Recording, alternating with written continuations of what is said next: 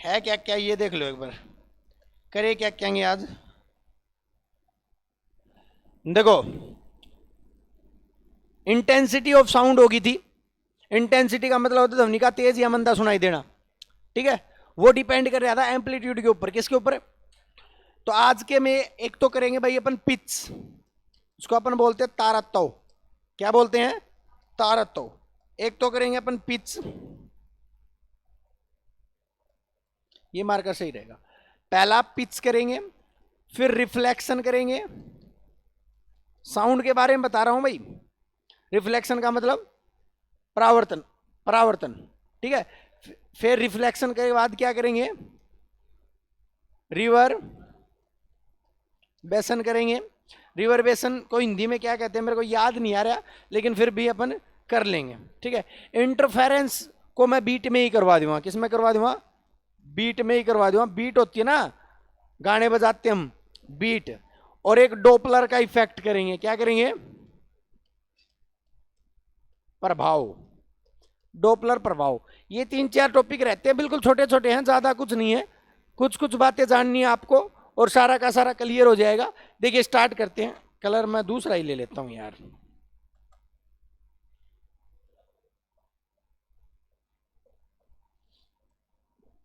देखो भाई, साउंड में सबसे पहले पिच देखना भी। पिच क्या होती है भी, बता सकता कोई? पहले तो सिंपली बता दो, ये क्वेश्चन आ सकता है, व्हाट इज पिच? पिच होती क्या है? तो ध्वनि का मंद और तेज नहीं, मंद और तेज क्या होगा? तिरहुता होगा। मोटा या पतला लिखना, ध्वनि का मोटा या पतला सुनाई देना।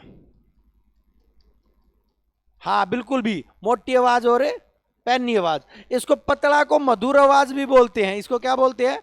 मधुर आवाज भी बोलते हैं, जैसे कि कोयल की है, ठीक है। और मोटा का मतलब इसको कर्कश आवाज भी बोलते हैं, जैसे कि काक की है, ठीक है। तो ये बात आप मान सकते हो। मैं बताऊंगा मेरी कैसी है, हंसो मत, ठीक है। सारी बातें बताएंगे। सबसे पहले होती क्या है ये देखिए। तारत्व किसके ऊपर डिपेंड करता है? निर्भर किस पे करता है? देखना, ये देखना, निर्भर।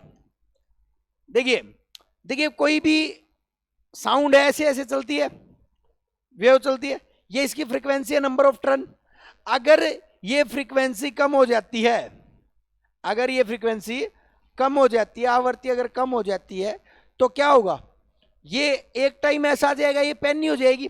भाई सिंपल बात, एक सिंपल सोच कर देखो। फ्रीक्वेंसी ज्यादा का मतलब होना वेव का पतला हो जाना, वेव का पतला हो जाना का मतलब आवाज का भी पतला हो जाना। भाई सिंपल सी, पिच का भी क्या हो जाना? कम हो जाना। तो सिंपल सी बात है, ये निर्भर किस पे करती है? ये फ्रीक्वेंसी पर निर्भर करती है। किसके ऊपर निर्भर करती है? फ्रीक्वेंसी यानी कि आवृत्ति पर निर्भर करती है। यानी कि आवृत्ति कि डायरेक्टली प्रोपोर्शनल होता है कौन भी? तारत्व। ये बात समझने की कोशिश करना। आवृत्ति का डायरेक्टली प्रोपोर्शनल होने का मतलब, अगर फ्रीक्वेंसी बढ़ेगी तो पिच भी बढ़ेगी, और फ्रीक्वेंसी अगर कम होगी तो पिच भी कम होगी। सिंपल सी बात, ठीक है। अब देखो, अगर किसी आवाज की, मैं यहां पर लिख रहा हूं, किसी आवाज की आवृत्ति भी ज्यादा है, आवृत्ति ज्यादा का मतलब पिच भी ज्यादा, तो आवाज कैसी होगी भाई? तो आवाज पतली होगी भाई। पतली का मतलब मधुर होगी, सरल होगी। अब आप कहोगे कि सर पतली कैसे होगी? तो मैंने बताया ना, फ्रीक्वेंसी ज्यादा होगी तो आवाज क्या हो जाएगी? पतली हो जाएगी। फ्रीक्वेंसी ज्यादा होगी तो आवाज पतली हो जाएगी। तो फ्रीक्वेंसी ज्यादा होने पर आवाज क्या हो जाएगी? पतली। और इसको ही कहते हैं हाई पिच। इसी को क्या बोलते हैं बेटा? High pitch. हाई पिच का मतलब क्या होता है? आवाज का पतला सुनाई देना। एग्जाम्पल में पहले क्वेश्चन पूछता था, लड़की की आवाज, लड़की की जो आवाज है उसकी का तारत्व कैसा होता है? तो ज्यादा होता है भाई। ये क्वेश्चन आता था, लड़की की आवाज का पिच कम होता है ज्यादा होता है? तो लड़की की आवाज का पिच क्या होता है? ज्यादा। लेकिन अब मेरी बात सुनना आप, लड़की अब नहीं पूछेगा लड़की से। अच्छा एक बात तो बेटा, हो सकता है लड़की का पिच कम भी हो सकता है, आवाज मोटी भी तो हो सकती है, वो उसके लिरिक्स पे डिपेंड करेगा। केवल आवाज का मोटा या पतला होना फिजिक्स के ऊपर डिपेंड नहीं करता है, बायोलॉजी का भी रोल है। अगर बायोलॉजी का ना होता तो हर कोई लता मंगेशकर बढ़िया पाता आया ना, क्योंकि इंस्ट्रूमेंट का तो कोई भी प्रयोग कर सके है, पिच ने तो कोई भी तेज या ज्यादा कर सके है, लेकिन इसने कौन कम ज्यादा करेगा, समझ रहे हो? तो इसके ऊपर भी डिपेंड करता है। इसमें एक लिखना आजकल जो आ रहा है, ये चीज मैंने बहुत देखने को मिला है। क्वेश्चन देख रहे हैं अपन, मच्छर का भिन भिनाना। मच्छर जो भिन भिन आता है, गर्मियों में सीजन चला हुआ है, आपके कानों में आएगा, पी पी मचा देगा बहुत सी, ठीक है? तो मच्छर का भिन भिनाना, कितनी पतली होती है उसकी आवाज, बहुत ज्यादा पतली होती है ना, तो वो किसकी वजह से होती है? उसका पिच क्या होता है, क्या होता है? आई होता है। दूसरा सुनना, अगर पिच लो होगा, दूसरे में दे देता हूं, आवृत्ति या फ्रीक्वेंसी अगर क्या होगी, कम होगी, तो आवाज क्या होगी? भारी होगी, या फिर आवाज क्या होगी? मोटी। जैसे कि मैं, जैसे कि मैं, मेरी आवाज बहुत ज्यादा मोटी है, भारी है। वैसे लड़कों की आवाज जो होती है, लड़का जो होगा इसका बेस्ट एग्जाम्पल है, जरूरी नहीं है लड़के की आवाज मोटी हो, कैया की ऐसी आवाज हो जाए पहचान में कोई नहीं हो लड़का है कि लड़की है, ठीक है? तो ये चीज जरूरी नहीं होती है, ये मैंने आपको बता दिया। लेकिन आजकल एक क्वेश्चन आ रहा है, मेंढक का टरटराना किस प्रकार की साउंड? अभी मेंढक का टरटराना, ये दोनों एग्जाम्पल आजकल पूछे जा रहे हैं, लड़का और लड़की वाले पहले पूछे जाते थे, तो थोड़ा आप अपने आप को एडवांस कर लेना, ठीक है? मैं दोबारा 2-3 क्वेश्चन रिवाइज कर देता हूं। क्वेश्चन कैसे आएंगे? आपसे क्वेश्चन पूछा जाएगा, ध्वनि की पिच से क्या तात्पर्य है? तारत्व, ध्वनि का तारत्व क्या होता है? तो आप कहोगे आवाज का मोटा या पतला सुनाई देना ध्वनि का तारत्व कहलाता है। ध्वनि का तारत्व किस पर निर्भर करता है? फ्रीक्वेंसी पर। ध्वनि का तारत्व किसके डायरेक्टली प्रोपोर्शनल होता है? फ्रीक्वेंसी पर। ज्यादा फ्रीक्वेंसी या ज्यादा तारत्व होगा तो आवाज पतली, कम होगा तो आवाज मोटी। एग्जाम्पल में याद रखना, ये डायरेक्ट क्वेश्चन पूछा जाएगा, लड़की की आवाज जो है उसमें किस प्रकार की पिच पाई जाती है, कम या ज्यादा, इस प्रकार से आपसे क्वेश्चन पूछा जा सकता है। क्लियर भी? चलिएगा नेक्स्ट पर चलते हैं। पिच के बाद 2-3 चीज और देखते हैं। ये तो था पिच, ठीक है भाई? उसके बाद मैं बात करता हूं इक्को की। किसकी? इक्को। इक्को होती है, इक्को को हिंदी में क्या कहते हैं? प्रतिध्वनि। हाँ बिल्कुल भी, प्रतिध्वनि। और यहीं पर है ना, मैं तीनों चारों को यहीं पे करवा देता हूं, थोड़ा थोड़ा है। एक होता है ध्वनि का अपवर्तन,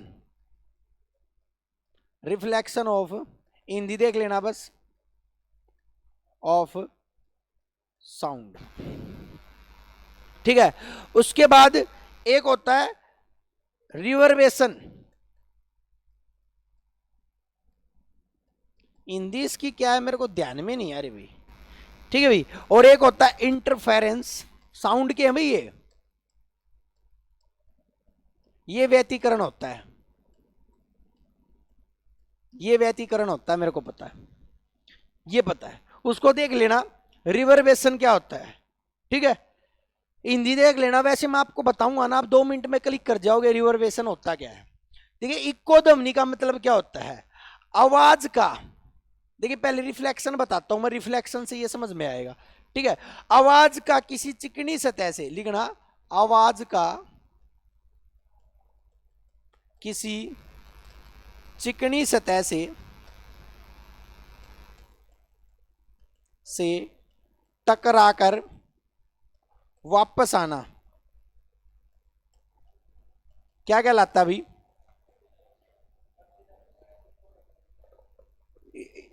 नहीं, गूंज तो रिवर्बेशन होता है, इसका तो पता है मेरे को, ठीक है? हाँ, इक्को नहीं होता, मैं बताऊंगा।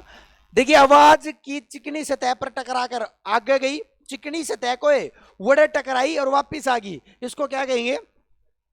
इससे कोई क्वेश्चन नहीं आएगा भाई, इससे कोई भी क्वेश्चन नहीं आएगा, बस समझाने के लिए लिया है मैंने, ठीक है? इक्को से क्वेश्चन आएगा, आवाज का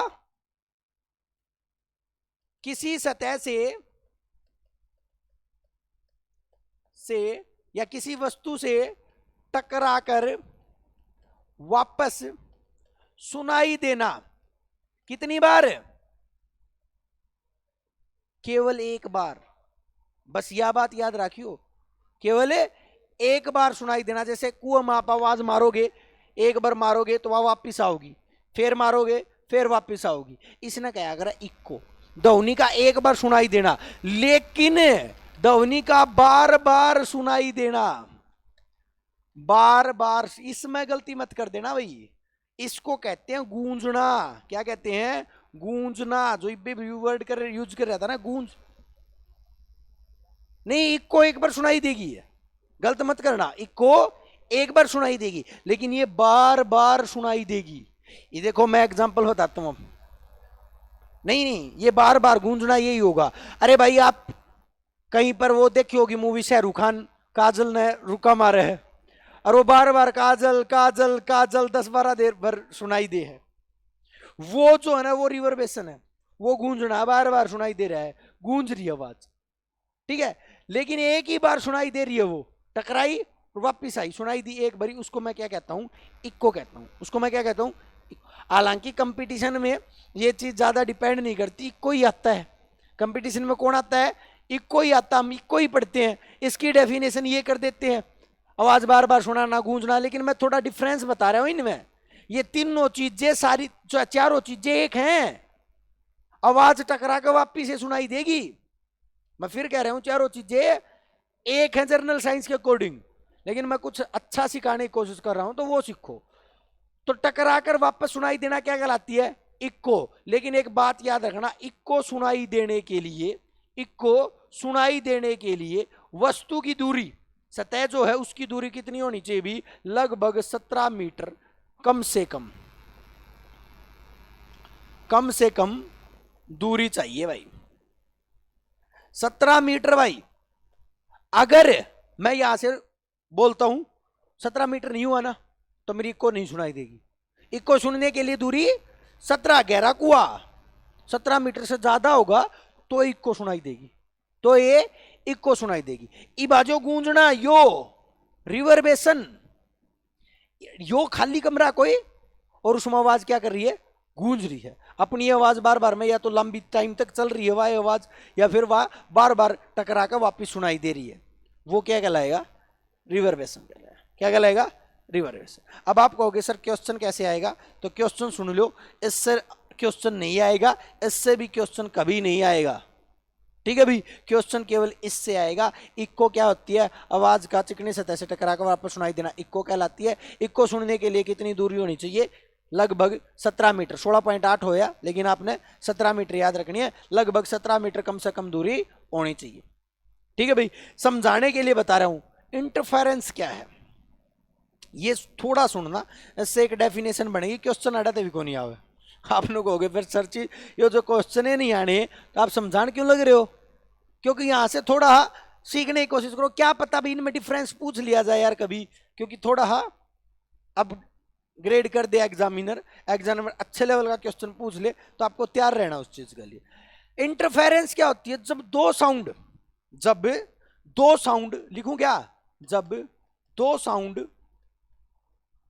सेम फ्रीक्वेंसी की और सेम एम्पलीट्यूड की, यानी कि आवृत्ति भी सेम हो और आयाम भी सेम हो।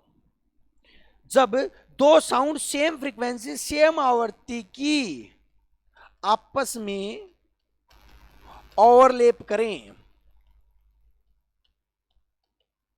तो एक साउंड क्या हो जाएगी?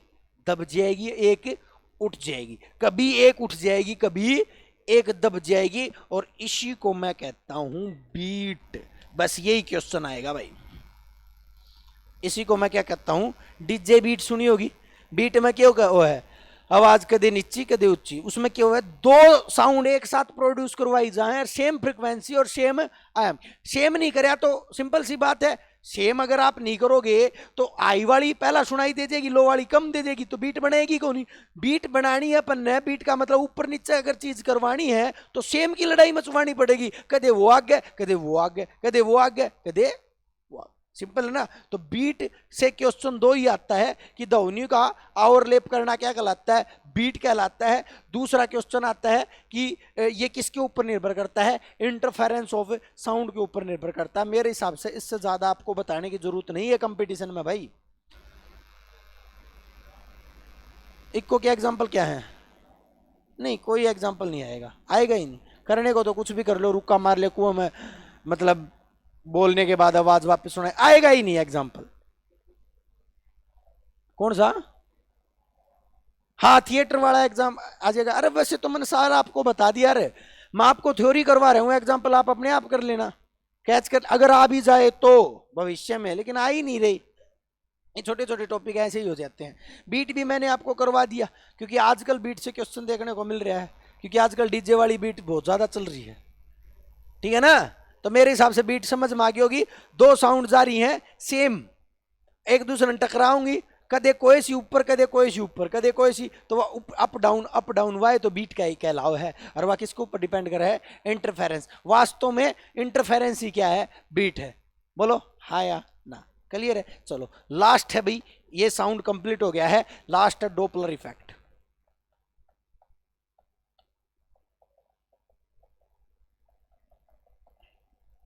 डोपलर प्रभाव, सर डोपलर ने इसको दिया था, इसमें भी मैं 2 मिनट में आपको इसको कंप्लीट करवा देता हूं। कुछ है ही नहीं, है ही नहीं तो करेंगे क्या। देखो सिंपल सी बात, एक बात तो भाई, मैं बोल रहा हूं, सामने वाले ने आवाज तेज सुनाई देगी कि मेरे पीछे जो बैठा है उसने,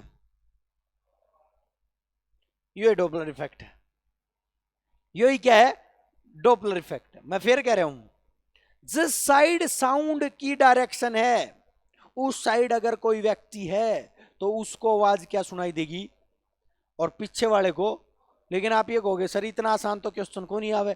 ईब सुनो मेरी बात, ये एम्बुलेंस से क्वेश्चन आया कर, एक एम्बुलेंस है, मान के चलो इस ये बनानी हवा है मैंने एम्बुलेंस, ठीक है, ये एम्बुलेंस है, ठीक है।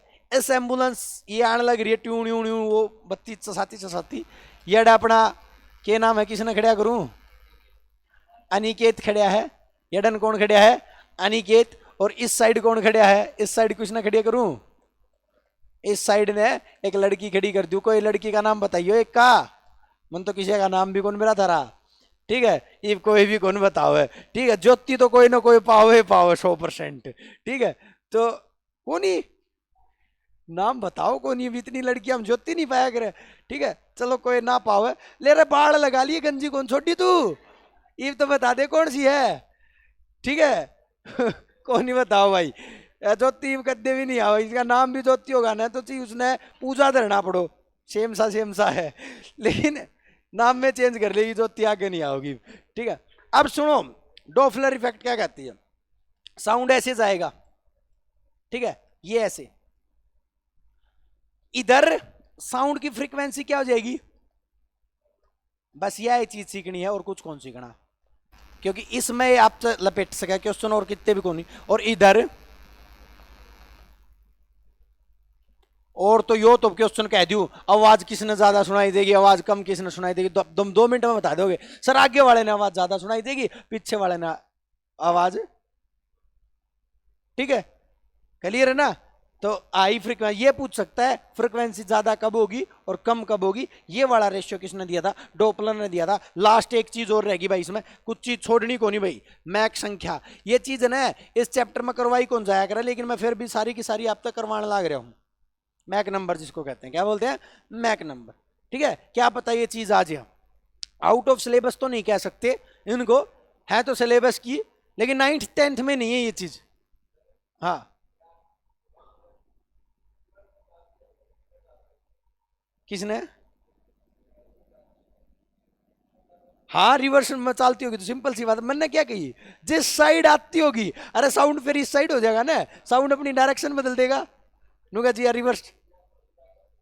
हाँ तो यार ये तो अंडरस्टूड है,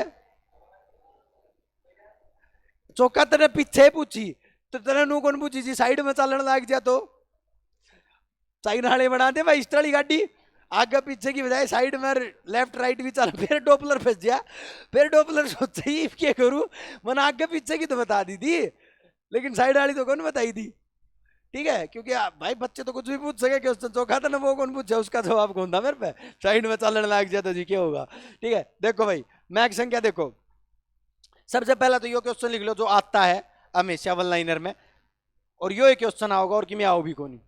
वायुयान की गति जो है, जेट विमान वायुयान, इनकी गति किसके द्वारा मापी जाती है, मैक संख्या द्वारा मापी जाती है। लिख लो वायुयान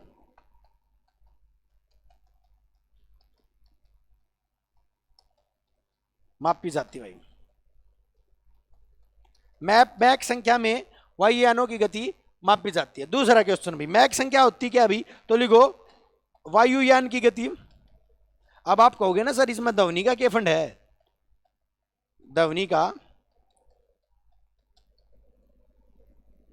वायुयान की गति, ध्वनि का वेग, कई बार मैक संख्या दे देता है। अच्छा एक बात तो, एक मिनट रुकना भाई, ध्वनि की का वेग वेलोसिटी,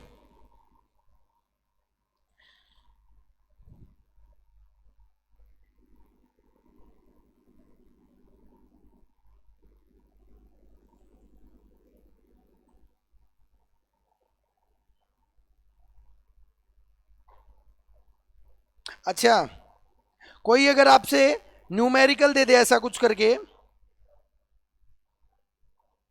अगर आपसे कोई न्यूमेरिकल दे दे कि वायुयान की गति इतनी है, ध्वनि का वेग इतना है, तो मैक संख्या निकालो, तो निकाल दोगे, निकाल दोगे ना।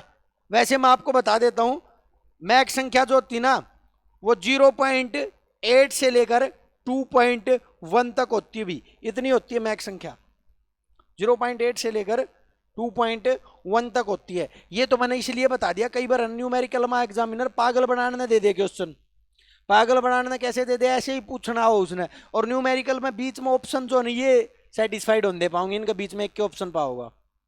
ठीक है ना, तो मैक संख्या जो है लगभग इसके बीच में हो, 0.8 से लेकर 2.1 तक। ठीक है भाई, चलिएगा, तो ये था भाई आपका साउंड का चैप्टर कंप्लीट करवा दिया है। लाइट पर आते अपन, क्योंकि इंपॉर्टेंट है लाइट का, साउंड से भी ज्यादा इंपॉर्टेंट है लाइट का। इन सब क्यों नहीं आया न्यूमेरिकल, क्यों नहीं आओ, क्यों ज्यादा टाइम बिना बात का वेस्ट कराया।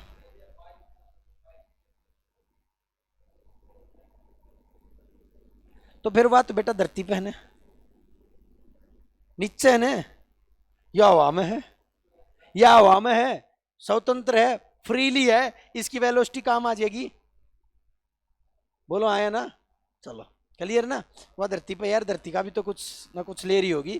ठीक है, निकालन ना तू कि मैं निकाल सका, क्या हुआ,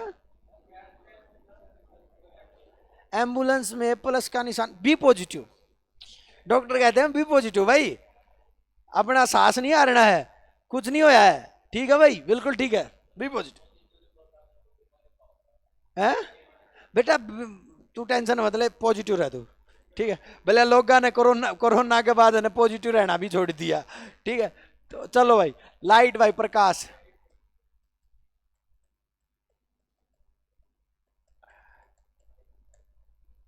स्पीड है ना अपनी बूस्ट कर दो, बढ़िया डालता पढ़ने लग जाओ, और कुछ को नहीं, यह है अपनी सारी की सारी ऑप्टिक्स भाई। ले इसका चैप्टर का ही नाम बदल दू के, ले भाई इस छोरे ने कह दिया ऑप्टिक्स, भाई ऑप्टिक्स बहुत बड़ा हो जाए चैप्टर। ठीक है, अपना सिलेबस में ऑप्टिक्स को नहीं आंदा, बस लाइट से ही थोड़ा बहुत क्वेश्चन आ जाए हैं। ठीक है, पूरी यूनिट हो जाए यार, 3-4 महीने लगवाओगा क्या डे। ठीक है, प्रकाश लाइट, लाइट क्या होता है, देखिए सबसे पहले तो दो चीजें हमेशा याद रखो, लाइट वेव भी है और लाइट रे भी है, लाइट वेव भी और लाइट रे भी। मेनली हम लाइट को रे देखते हैं, लाइट प्रकाश की किरण, प्रकाश की किरण जो होती है, प्रकाश की किरण जो होती है वो हमेशा सीधी रेखा में चलती है, किसमें चलती है, ऑलवेज इन स्ट्रेट लाइन, पहली चीज, क्योंकि ये जरूरी है, आगे इसी के ऊपर क्वेश्चन आएंगे। ठीक है, प्रकाश जो है वो हमेशा किस लाइन में चलता है, स्ट्रेट लाइन में चलता है।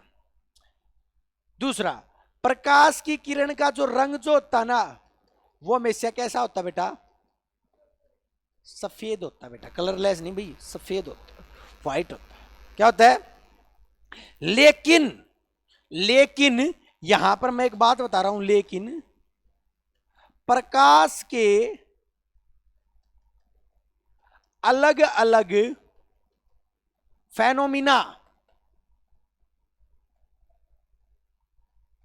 के आधार पर प्रकाश से अलग अलग रंग दिखते हैं।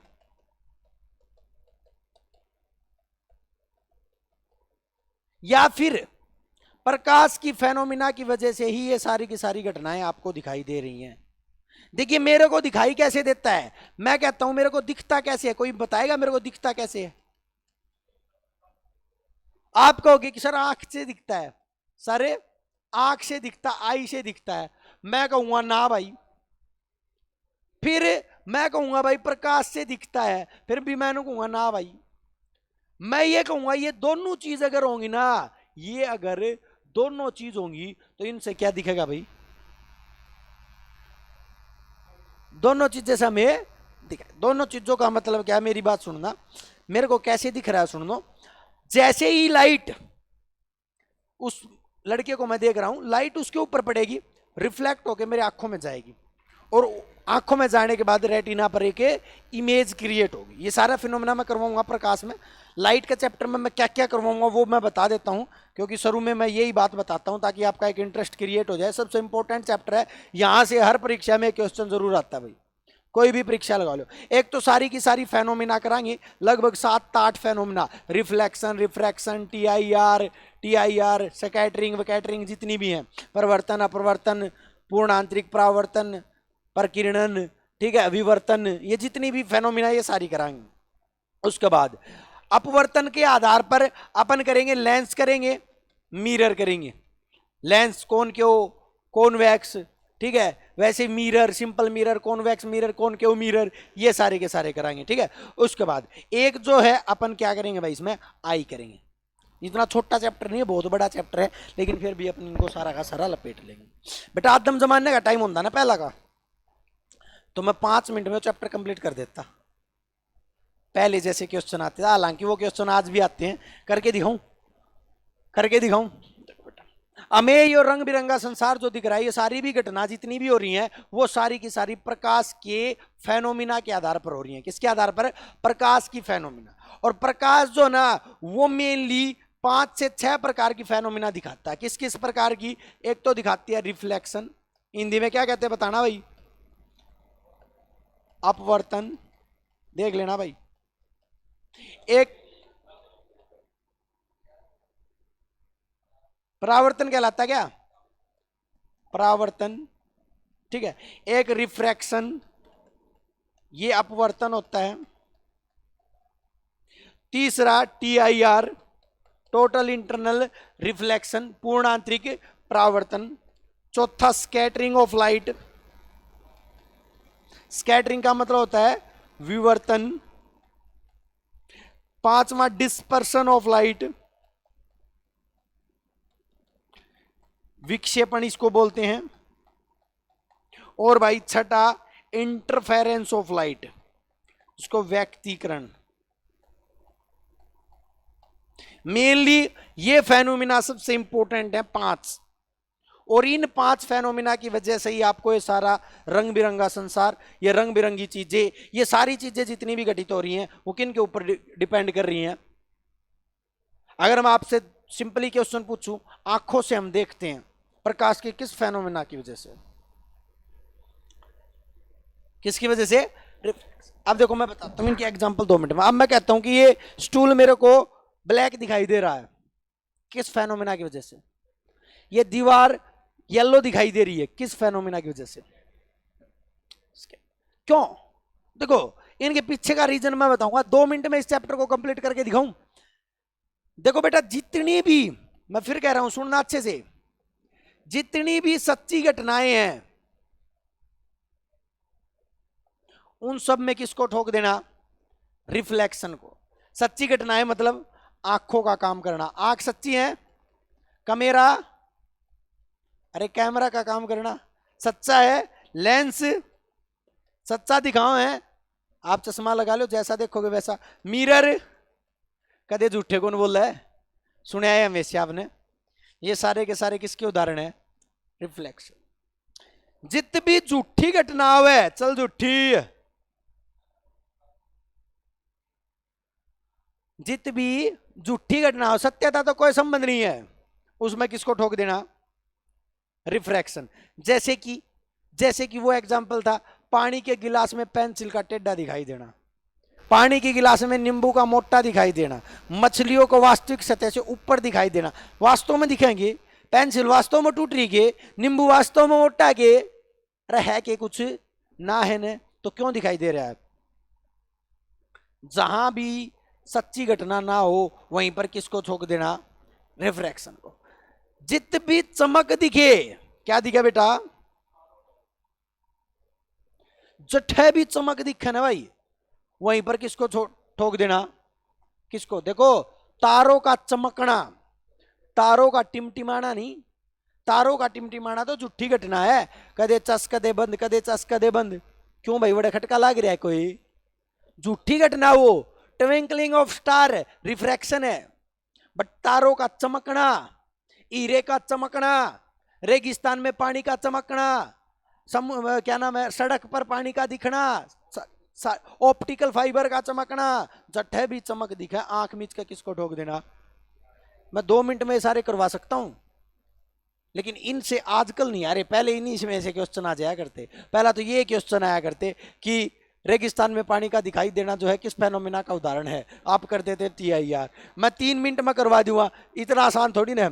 स्कैटरिंग, जित भी आपने रंग दिखे, क्या दिखे, कोई भी रंग दिख जा, लाल पीला नीला कोई भी, स्कैटरिंग ठोक दियो आंख मीच के। सोचना है कौन, आकाश का नीला दिखाई देना, आकाश का काला दिखाई देना, समुद्र का नीला दिखाई देना, अरे कुछ भी यार, बादलों का सफेद दिखाई देना, सामने ये दीवार है पीला दिखाई देना, स्टूल का काला दिखाई देना, कुछ भी, XYZ, बस रंग दिखना चाहिए कोई भी। सूर्य का लाल दिखाई देना, चंद्रमा का सफेद दिखाई देना, किसको ठोक देना, स्कैटरिंग। डिस्पर्शन, जहां भी रंग क्या हो जाए, बिखर जाए, रंग क्या हो जाए, बिखर जाए। जठ भी रंग बिखर जा, मेनली 7 कलर में रंग डिवाइड होया करे, विबग्योर, इसका एक के उदाहरण आया करे, इंद्रधनुष का दिखना, इंद्रधनुष का, इंद्रधनुष का वो किसके ऊपर है, डिस्पर्शन का उदाहरण। रंगों का बिखरना जित भी दिख जाए, कितने भी, वो सारी चीजों में क्या कहूं मैं तेरे से। अभी तो मैं 2 मिनट में आपको ये चैप्टर कंप्लीट करवा रहा हूं, फिर एक रिफ्लेक्शन के ऊपर 2 दिन लगेंगे, एक रिफ्रैक्शन के ऊपर 1 दिन लगेगा, फिर इन पर थोड़ा थोड़ा टाइम लगेगा। ठीक है, मैंने भी तो कुछ कही होगी यार, इस चैप्टर में बहुत कुछ है, जब आप सीखोगे ना ऐसी ऐसी बेहतरीन चीजें हैं, बहुत अच्छा लगेगा। इंटरफेरेंस ऑफ लाइट, अलग बार बार अलग अलग रंगों का दिखना, इसमें तो रंग बिखरेंगे, लेकिन इसमें बार बार अलग अलग रंग दिखेंगे। जैसे कि पानी के बुलबुले में, पानी के बुलबुला में कलर देखियो, कदे नीला हो जा, कदे लाल, कदे सफेद, कदे किसा, बुलबुला में रंग दिखेंगे अलग अलग, कदे कोई रंग, कदे। इसमें रंगों की सिमेट्री है, इसमें 7 रंगों की सिमेट्री है, विब ग्योर, ये सिमेट्री दिखेगी, केवल यही रंग दिखेंगे, ऊपर नीचे मिलेंगे, इसमें नो सिमेट्री, कभी कोई रंग, कभी कोई रंग, कभी कोई रंग। जैसे आपने देखा होगा, पानी के ऊपर तेल गिर दो, ये एग्जाम्पल आता है, किसका एग्जाम्पल आता है, पानी के ऊपर तेल में जो रंग दिखेंगे वो किसका उदाहरण है, इंटरफेरेंस। पानी का बुलबुला भी किसका उदाहरण है, इंटरफेरेंस। कितना आसान था, लेकिन मजा तो जब आए ना, जब आपको ये पता चले कि सर ये सच्ची घटना है, कैसी हुई, ये झूठा कैसे दिखा, ये रिफ्लेक्शन कैसे हुआ, ये रिफ्रैक्शन कैसे हुआ, ये TIR कैसे हुआ, ये सारा चैप्टर ही के ऊपर आधारित है भाई। 2 दिन लगेंगे भाई रिफ्लेक्शन में, मान के चलो रिफ्लेक्शन में, क्योंकि रिफ्लेक्शन में आप आंख भी कराएंगे, कैमरा भी कराएंगे, लेंस भी कराएंगे, मिरर भी कराएंगे। ठीक है, उधर जो मैं बात करता हूं रिफ्रैक्शन में, रिफ्रैक्शन उनमें ना फिर 1 दिन में करवा दूंगा मैं।